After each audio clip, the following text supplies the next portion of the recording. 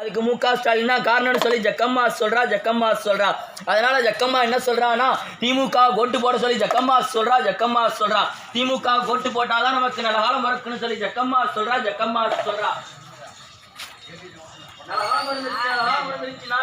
நடக்கணும்னா முக ஸ்டாலினுக்கு ஓட்டு போட சொல்லி ஜக்கம்மா சொல்றா.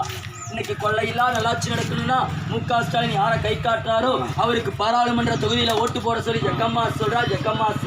இன்னைக்கு சொல்றா 5 லட்சம் ரூபாய் தரேன்னு சொல்லி வாயிலேயே வட சுட்டாரே இந்த மோடி. இப்ப 2 லட்சம் பேருக்கு வேலை வாய்ப்பு தரேன்னு சொல்லிட்டாரே இந்த மோடி. சொன்னதை எதையுமே செய்யாத வாக்குறுதி கொடுத்து வாக்குறுதியை காப்பாற்றலாம். பிரதமர் மோடி இது வரைக்கும் நமக்கு 15 ரூபாயாச்சும் கொடுத்திருக்காரான்னு சொல்லி ஜக்கம்மா கேட்கிறா. முக ஸ்டாலின் ஆட்சிக்கு வர்றதுக்கு முன்னாடி சொன்னாரே மகளிர்களுக்கெல்லாம் 1000 ரூபாய் தரப்படுன்னு.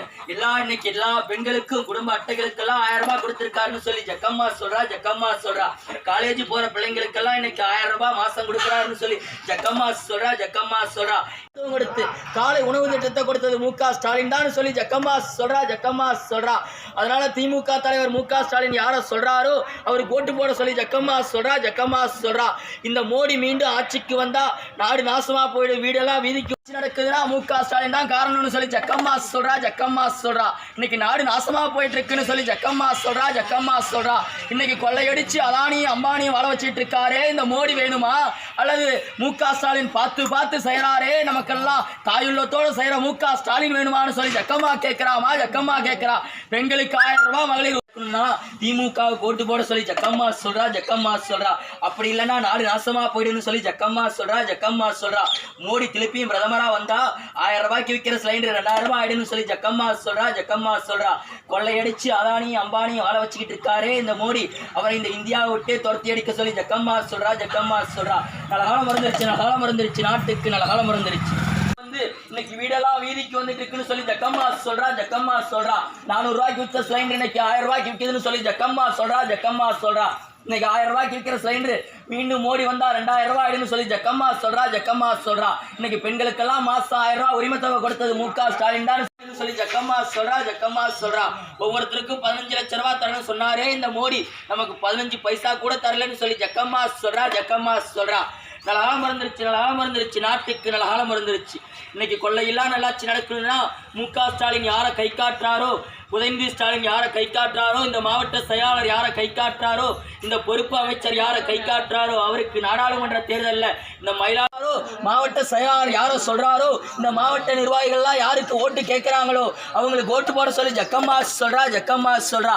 அப்படி அது மட்டும் நடக்கலைன்னா மீண்டும் மோடி ஆட்சிக்கு வந்தா நாடு நாசமா போயிட, வீடெல்லாம் வீதிக்கு வந்துடும் சொல்லி ஜக்கம்மா சொல்றா.